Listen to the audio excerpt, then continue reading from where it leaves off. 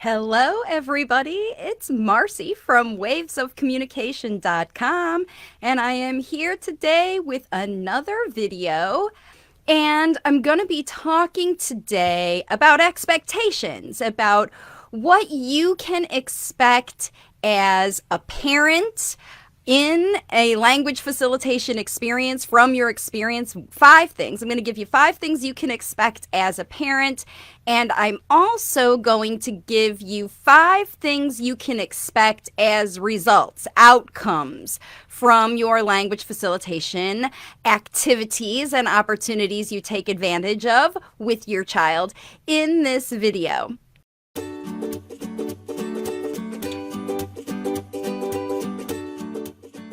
Hello, everybody. It's Marcy from wavesofcommunication.com. The information in this show is designed to equip and empower parents to take action today. Parents are advised to never give away your power as your child's language facilitator to any therapist, teacher, consultant, or even to a specific method or strategy. Most importantly, the strategies and advice provided here are general and not intended to replace personalized consultation. If you want individual coaching and advice, you should visit wavesofcommunication.com to learn how to work with me as a client. If this is the first time you're watching me, by the way, all of the videos that you watch, this one and any of the other 300 plus videos I have on YouTube, they're going to be a lot more effective for you if you have seen that free introductory class. It's a 90-minute class, and it shows you how to use the resources across my platform. The book, the online courses, all of that. Depending on where you are in your journey, you'll learn in that class. You'll also learn how to identify what is blocking your child's speech. So it's really important that you understand this language facilitation process. So for those of you who have been following me for a while, have maybe seen that free class, if you haven't seen it, you definitely should go over and watch, because it will fill in a lot of missing pieces for you. The way most parents are going about this, maybe you read my book, maybe you took my independent study course, or maybe you're even working with me in my programs. And because it's a lifetime process, just coming back to get these videos after you have foundations for your language facilitation, that's what's going to keep you making progress. So if you're not working with me in my programs, these live Q&As, Misty, Vanessa, hi Vanessa, all of you who are joining me every week, this is your way to stay accountable and empowered and continue on your journey. Job is to teach you to become your child's language facilitator, not rely on anybody else, me, therapists, teachers, anybody else to teach your child. When you learn how to do the whole process yourself, then you are going to know what you can expect. And that's what we're going to talk about in this video. Again, when someone else is doing the work, you never know what you can expect because you don't have any control over what those people are doing.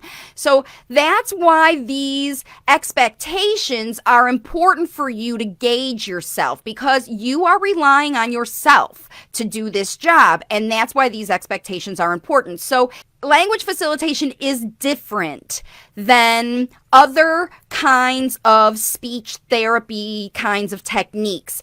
With language facilitation, we're not prompting. So the expectations are different. We're not going to be expecting kids to be saying words because we're not pulling words out of children. As a language facilitator, your role is not to pull words out, but to put language in, to feed your child's brain, to provide them with the language they missed while they were blocked from listening and learning from you. Because if your child was listening and learning all the language that you have said to them over their years, as old as they are, they would be talking now. Something has blocked that process. Physiological, environmental, or emotional, that has blocked that situation from happening. Your child listening to you, providing them with language. So that's what's going to be important for you to realize in your job as a language facilitator is not to be listening for the words that your child is saying. It is to facilitate them listening to you. It's always them listening to you. Otherwise, it's prompted, okay? So hopefully that makes sense to you. And if it doesn't, then again, visit wavesofcommunication.com and watch that free introductory class, and you will understand the concept behind language facilitation. So now that you know, if you've seen that class and you're following me, you understand that it is up to you to provide the language models to your child. So what should you expect if you are a 100% all-in language facilitator? What should you expect from your experience? That's what we're going to talk about first. And the number one thing that you should expect is, number one, you should expect to feel uncomfortable. And I know it doesn't sound very nice, but honestly, language facilitation requires a mindset change in order to really have it work. And mindset change means you have to get out of your comfort zone. You have to take a leap of faith. You have to decide to do things differently than you already are doing them. If you want to see a different result, you have to take different action. I say that on every video. And it's true for this. So if you're going to take a new action, it's going to feel uncomfortable.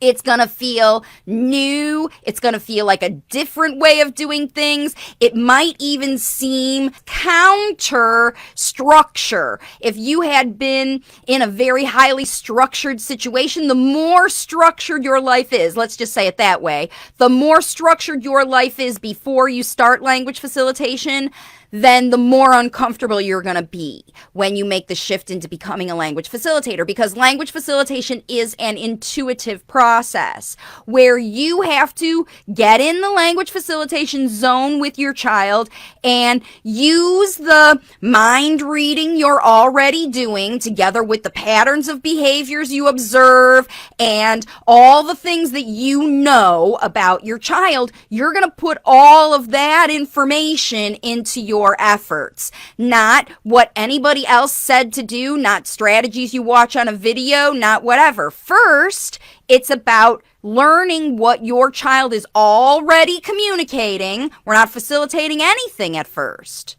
You are figuring out what your child is communicating as specifically as possible as a language facilitator. Otherwise, you can't provide them the words they want to say. If you don't take this step to learn what's going on in your child's head and translate it into the words they want to say, you're going to always be missing the mark. So to be a really effective language facilitator, you should expect that you're going to feel uncomfortable, that it's going to feel non-tangible. You can't grab it. There's not a, when I ask a question, I get an answer. There is a trust that's involved in not just your kid, their abilities, but this is your expectation. You have to trust yourself, that you know that when your child will talk, when you talk to your child and provide them with the language models and you get them listening to you, that they will start using that language. They will understand it more. Because they're understanding it more, then they will learn how to use it from you.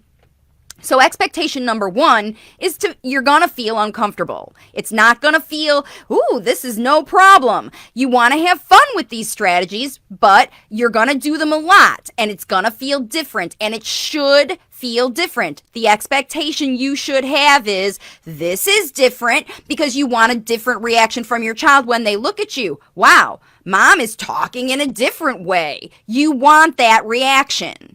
You want it to feel new to your child. So it's going to feel out of your comfort zone, uncomfortable. And it's going to feel, you'll go up and down.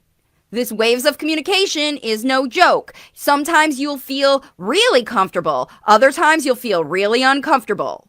But when you're sure of your strategies and you trust yourself, you push through that uncomfortable feeling and try it anyway. Feel the fear and do it anyway, because you know your child needs it. And yes, it's different than everything you've done, but you need something different. So change is not just a good idea. It is the idea, the most important idea. Change is everything in language facilitation, so you're gonna feel uncomfortable, okay? That's the first thing. Number 2, if you are going to be a language facilitator, you can expect, for sure, to be talking more than you are talking now. You're going to be talking in a different way. You're going to be talking about the things that you don't usually talk about. You're going to be talking about the things that you usually think about, because your nonverbal, limited verbal child is using their nonverbal thinker right now, and excuse me, you are matching with your child's nonverbal thinker. That's how you relate to them when you're in the zone. It's how you guess. It's how you anticipate their needs. It's how you figure out what they want and need and are trying to communicate or thinking about by their actions, by watching them, thinking about them, and literally we're trying to read their mind, okay? With language facilitation, you got to bring all that out into the 3D world where your child can hear it with their ears, not just think it and see it as a picture or visual demonstration.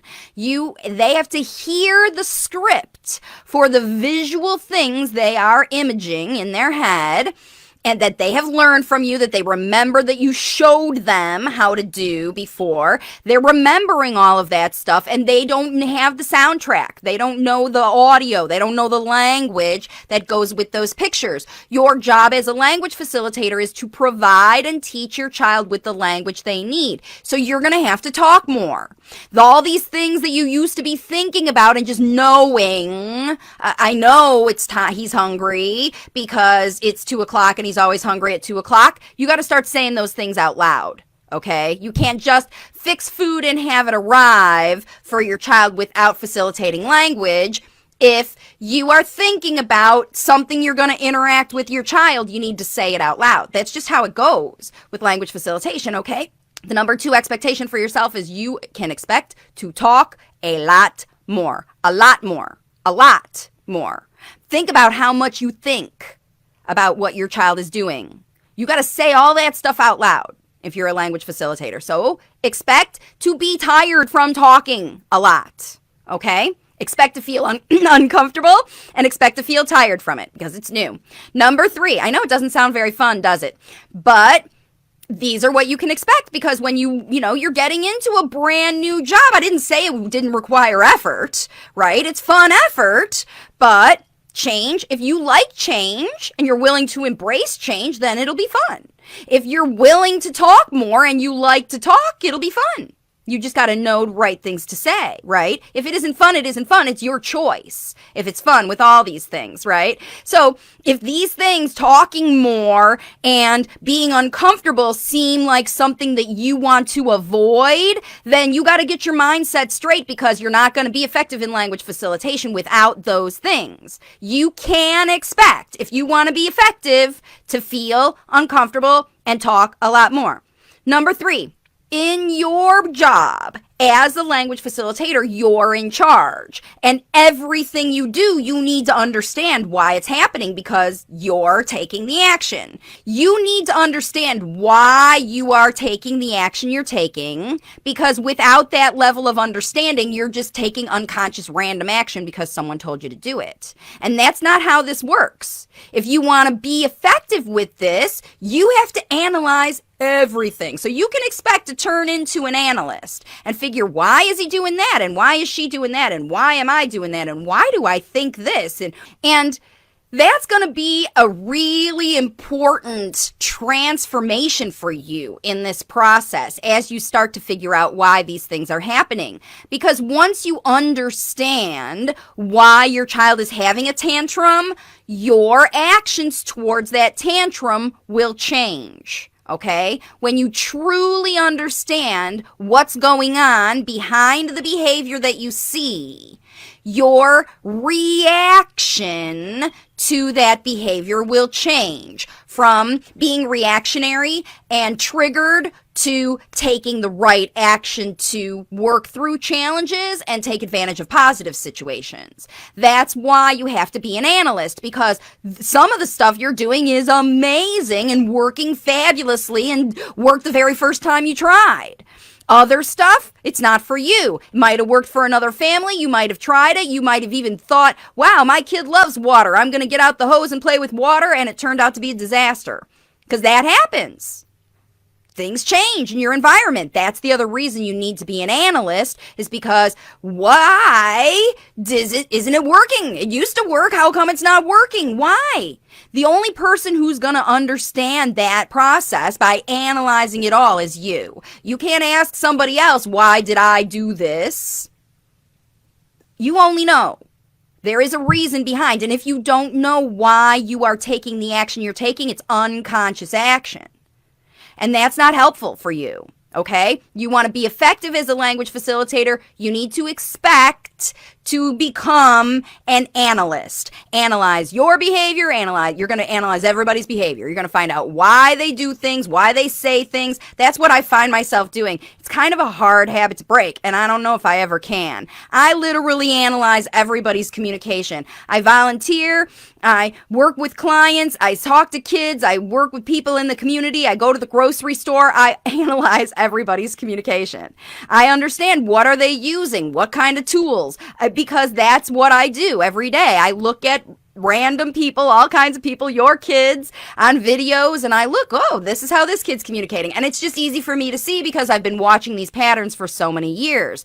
As a language facilitator, your kid's language facilitator, you know your child better than anybody. You can understand and look at these patterns. And that's what I train parents in how to do, is become an analyst so that you can always be analyzing your kid's situation, right? That's very, very important. So number 3 is expect to become an analyst. Number 4 is you can expect as a language facilitator to change your plan often. Maybe within the same day, sometimes day to day, definitely week to week, and for sure month to month, okay?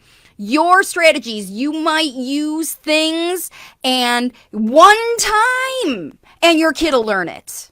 Because these strategies are functional learning. You only have to show your child properly how to brush their teeth one time.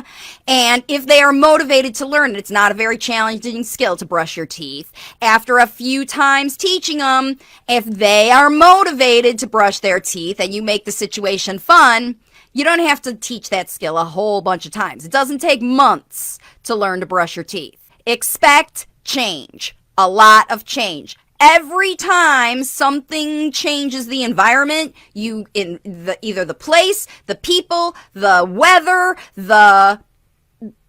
everything changes. Life changes every single day. And if you are taking the role of teaching your child all the words they want to say in this environment, and you're stuck in this environment when your child moves to a new environment, then you're going to lose your effectiveness. Then you're going to hit a dip. And when you hit a dip in your waves, like you have the tops and the bottoms, and when you get to the bottom, you have to pull out your analysis and you have to make a new plan.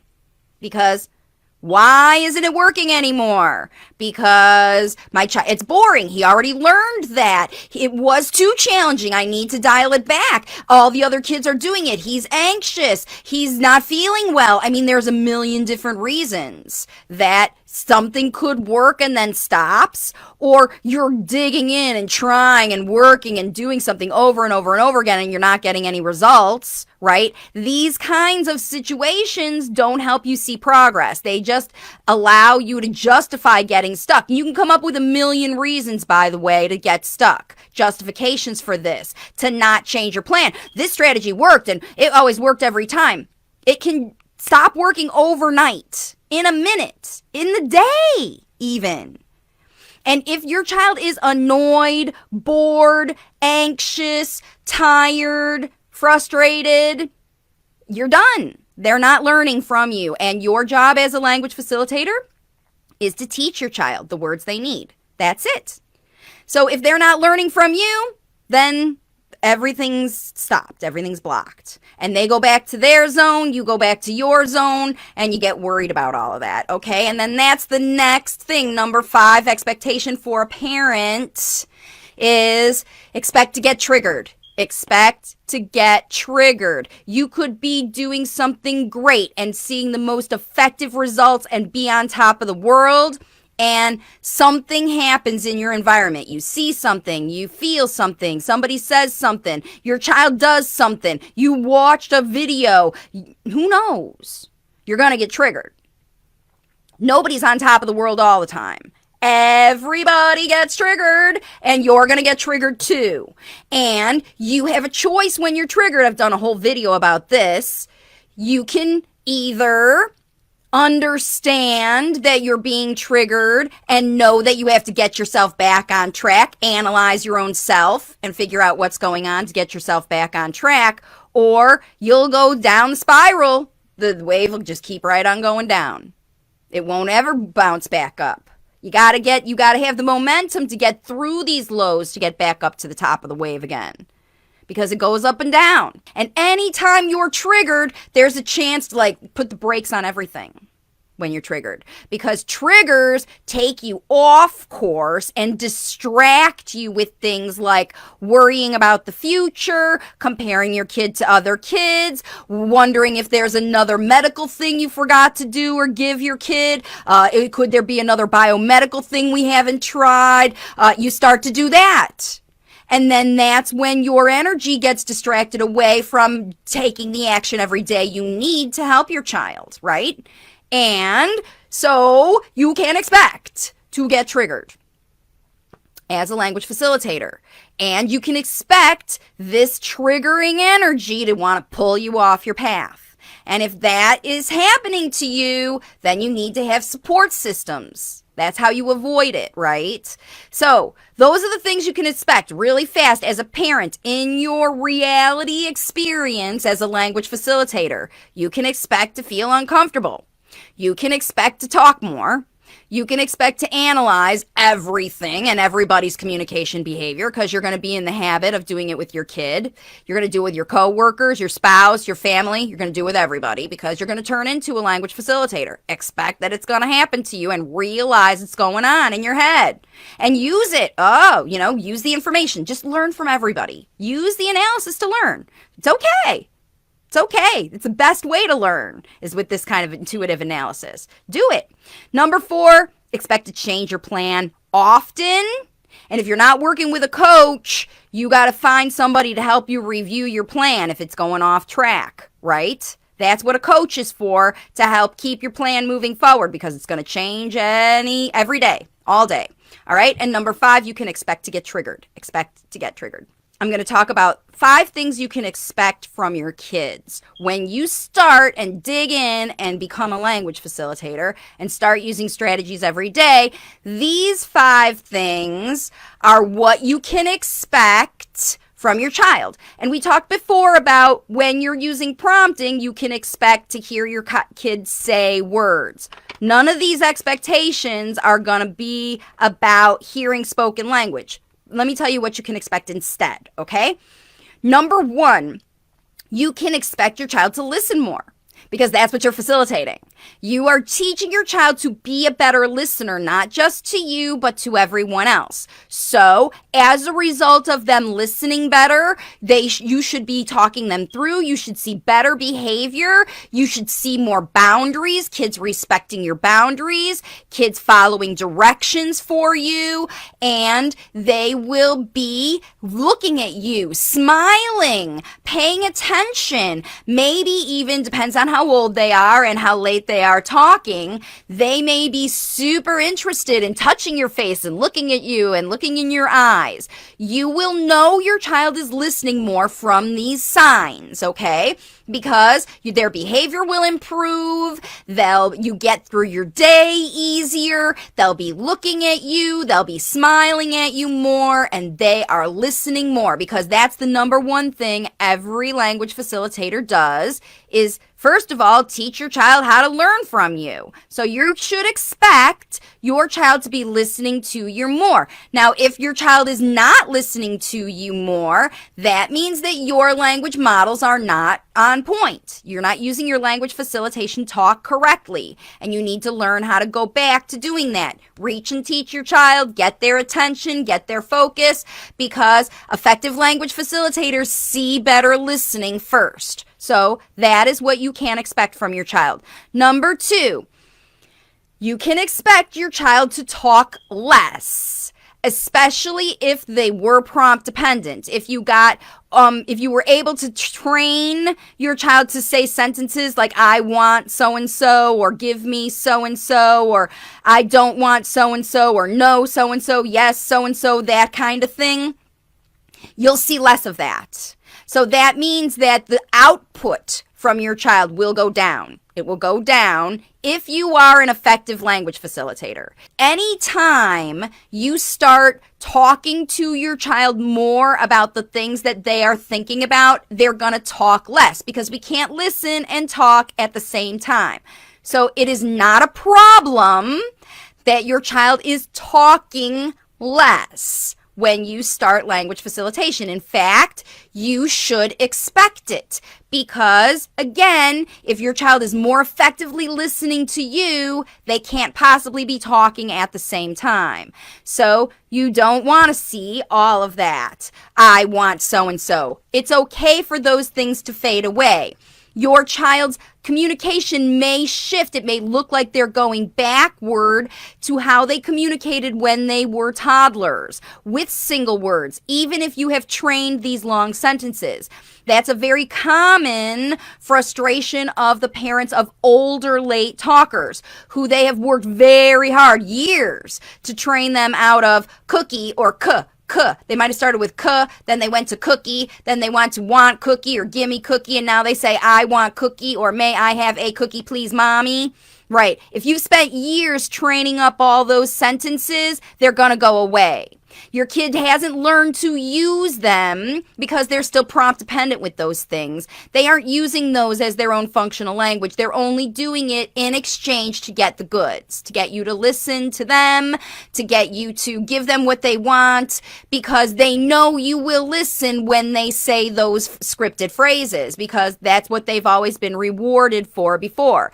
Teach, test, reward will always come out as teach, test, reward. You'll get exactly what you taught. You won't get any variation of that if you are prompting it. But when the prompt goes away, that's when you get a variation of it. The kids' variation. They'll go back to cookie, or gimme cookie, or I want it, and not say cookie anymore. When they're actually holding the cookie in their hand, they don't have to say cookie because they know you know cookie, right?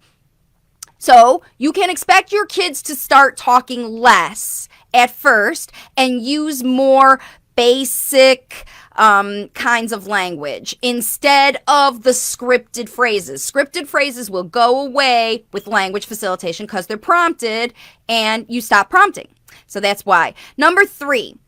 They will start to imitate you, because now instead of prompting, you're doing a lot of demonstration. This is how you brush teeth. This is how you talk about trains. This is how we describe our Lego towers. This is how you talk through cooking and getting dressed and brushing teeth and all those things that you're going to be talking about.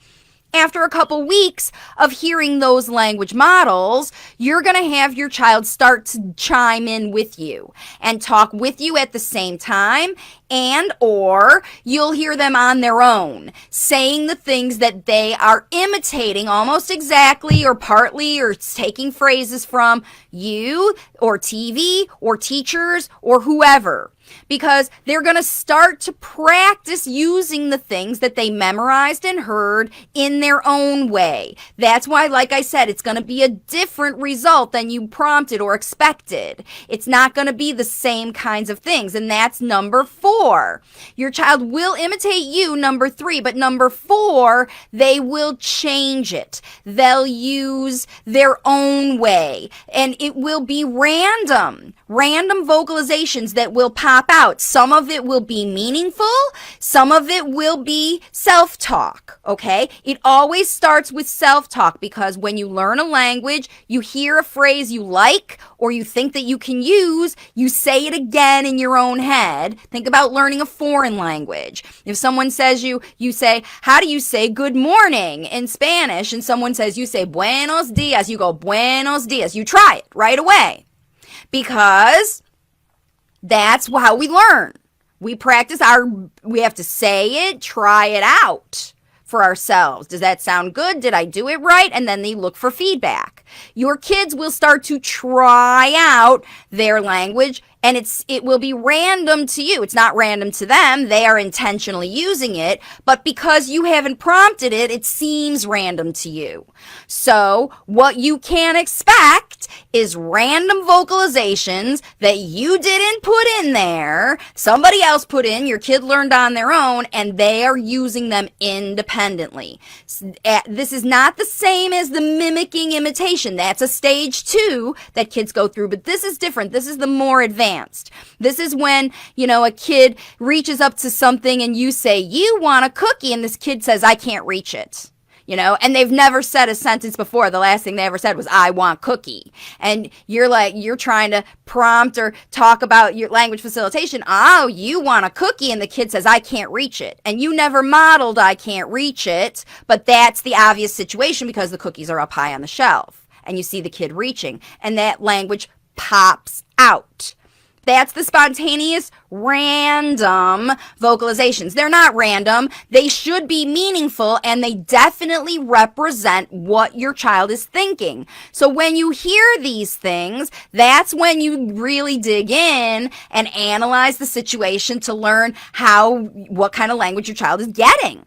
Because then you see, wow, he knew how to say, I can't reach it. I never facilitated, I can't reach it. How did he learn that? You taught him to listen, and he heard it from someone else, or maybe you said it yourself another time, and he learned, that's a handy phrase for me to use. I remember that when I feel that about those cookies. And then it just popped out randomly because it's real language. And that's how you can expect these random vocalizations. Now, I can't tell you how often they're going to happen. You might hear one a day, but it always happens when you're at the top. It always happens when you're at the top of the wave. So if you're at the bottom of the wave and you're feeling mindset stuff, you're feeling frustration, you're feeling he's not doing enough, he's not doing whatever, that's the bottom of the wave, and you're not going to hear those pop out random language then, because your kid has to hear you using this fun, regular, conversational spoken language all the time. If you want them to learn how to use it on their own, they've got to learn it from you. The only way they're going to learn is to hear it ongoing. You can't do it for the first 2 weeks. Nobody learns and memorizes a whole language in 2 weeks, right? It's a lifelong job. So you can expect these random vocalizations to come out. That if you're doing it right, if you're at the top of the wave. If you're not hearing, maybe, and you goes in waves, wow, I hear a lot of that pop out stuff, and then we don't hear anything. Go back to your analysis. Why? Why are you not hearing? What's different about the environment? What changed in your environment that's always changing compared to the last time you used that same strategy? Why isn't it working anymore? Or why is it working better? What did you teach him? What does he know now? So we're going to go through these really quick again. What you can expect from your kids. They will be listening more with better behavior that you are able to control and manage with boundaries and all that stuff, because you're teaching that. If you're teaching that. If you're not, then you're not going to get it. But that's what you should get if you're doing it properly. Number 2, your kid will talk less prompted stuff. They'll use more specific nonverbal behavior, and they'll go back to using their own whatever they know before they'll move forward in their own spoken language, because they don't know the language yet. You haven't taught them. You just started providing these new language models. Before, they were only hearing questions and directions. Now you're using actual conversational talking that your kid can hear used functionally during their everyday activities, then they can start to use it. Number 5, and this is one of the things that is it's a big problem. It's a good problem, bad problem, right? The good problem is once your kid has been exposed to you talking a lot and giving them a lot of language about their everyday life, then other people outside of you, when they prompt your child, which they're gonna, because teachers, therapists, everybody prompts kids to talk, okay? You're just not doing it because you're providing the language your child needs, right? But in this time, after they've heard this language, when other people ask them questions, they're going to be better at responding to those prompts. They're going to respond more accurately. They might use the old stuff depending on who you're going. Like if you were in ABA and you're doing language facilitation and you go back to ABA, they're going to prompt the same old way. And your kid's going to get better at responding to those prompts, but they also are going to be more frustrated if that environment is more highly structured than your house. Because at the beginning of this, we worked all that structure out into a more intuitive way to work with your kid. If you put them back into a more structured situation, they will respond very well. They will respond very, very well. They will learn to answer questions so well because you have provided the answers to the questions. But here's the problem, right? They still don't know all the language they need.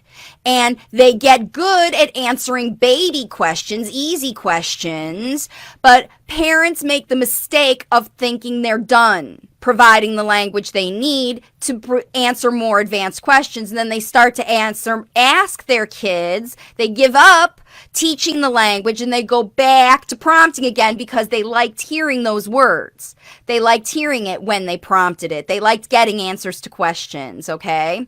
And when you do that, or, let's say you're also maybe homeschooling your child, and there are times that you have to put your teacher hat on where you're asking your kid questions, you're teaching, testing, rewarding, because that's how school works. You teach, you take a test, you get a grade, right? Then you go back and teach again, you test again, you get a grade. That's how school works. And when you emulate that with your kids, that teach, test, reward, the intuitive part goes away. And then you have to know when to shut that off because your kid needs you to be their parent. You're not their teacher all day, every day, just when you're teaching academics, right? You don't need to ever be their teacher or therapist to have them say words over and over again to teach them language.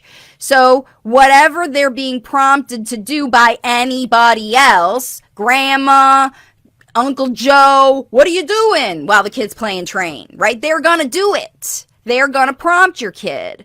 He, she, late talker, after you do language facilitation, they'll be better at answering those questions, but you don't want to slip into the trap of going back to prompting just because your kid's better at responding to prompts than even they used to be, right? Of course they're going to be better at responding to prompts. You're teaching them the answers to the questions. It's like pre-teaching the test.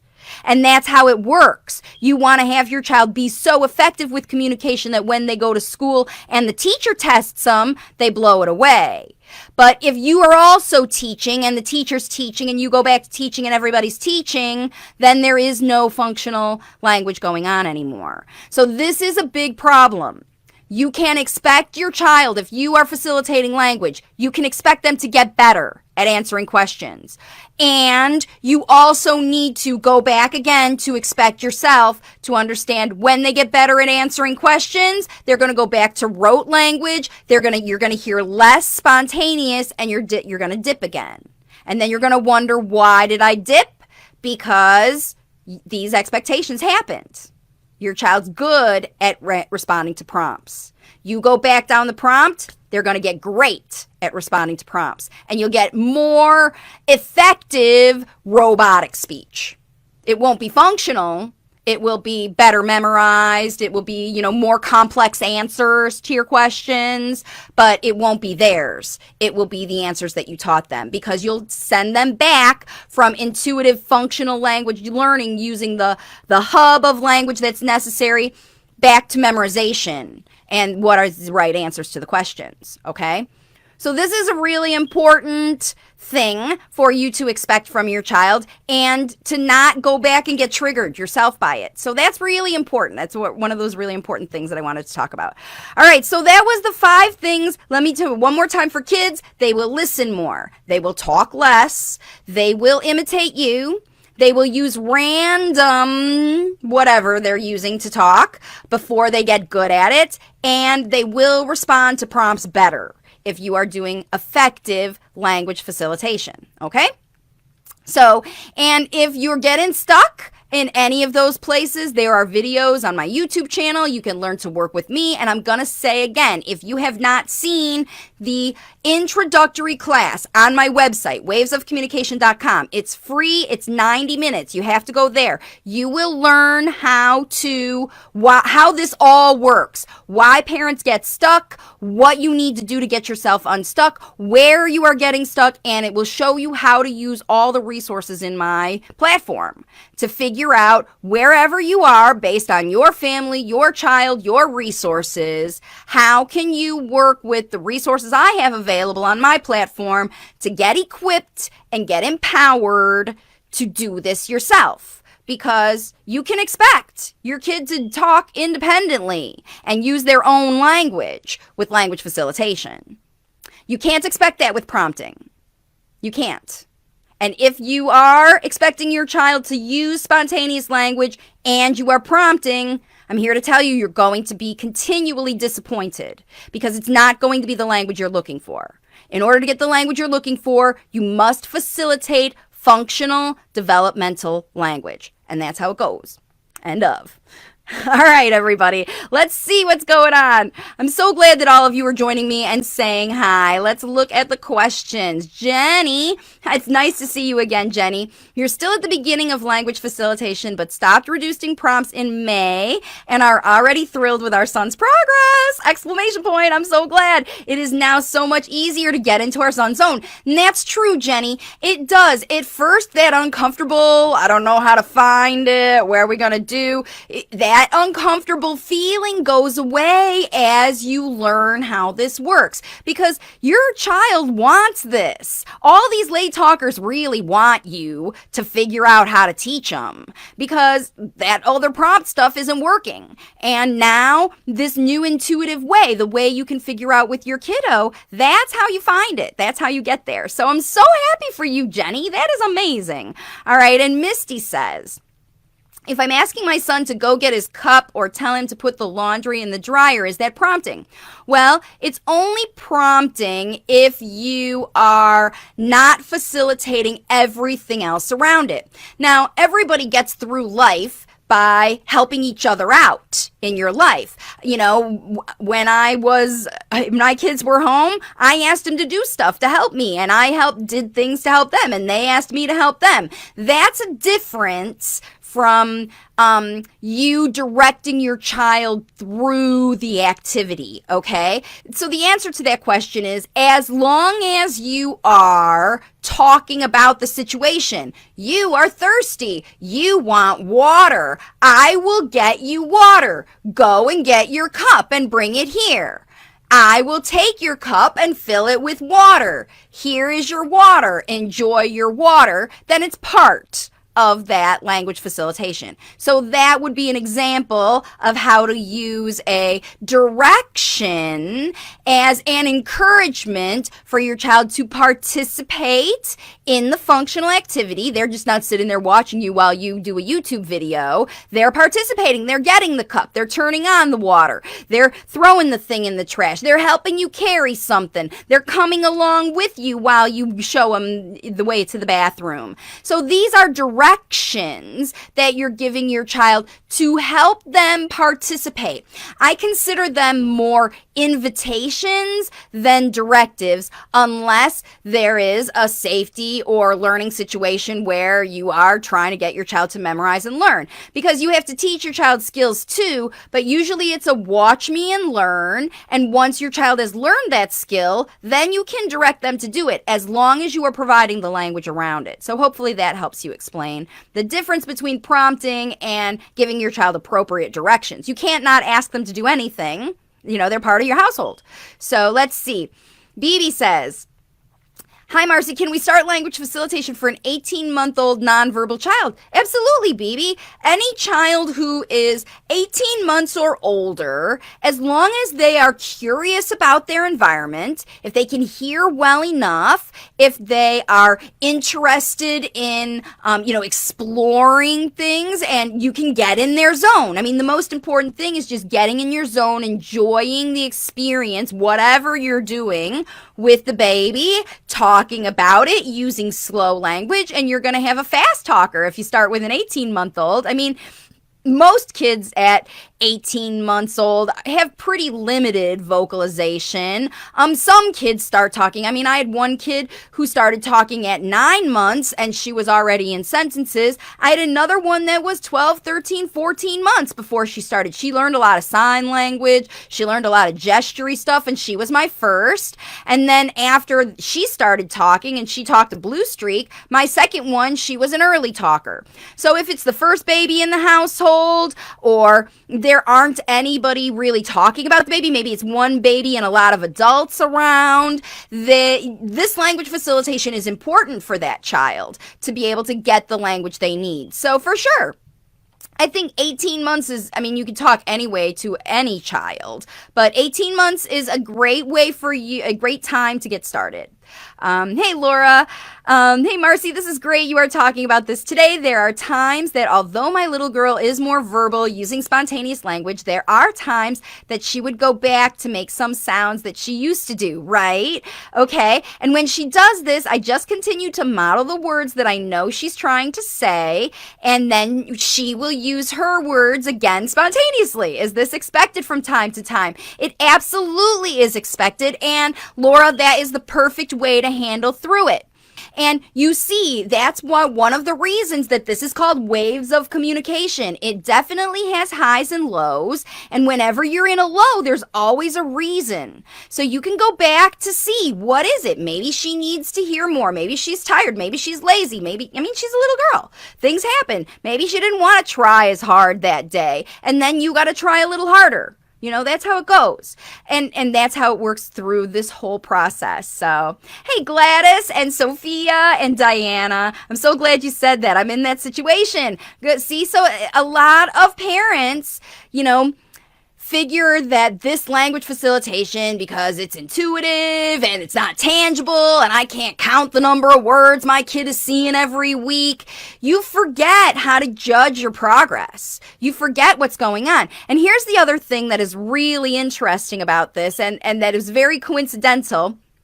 Just on the meeting that I had with my clients today, I have two moms who have kids that started back at school already. Both of these parents were last week talking to me about how frustrated they were, that they were in a dip, that they were seeing a lull in their language facilitation, that they were in this period where their kids were talking less and they were talking a lot. They were doing all their facilitation. They sent me videos. I saw it all going on, and they weren't just hearing it a lot at home.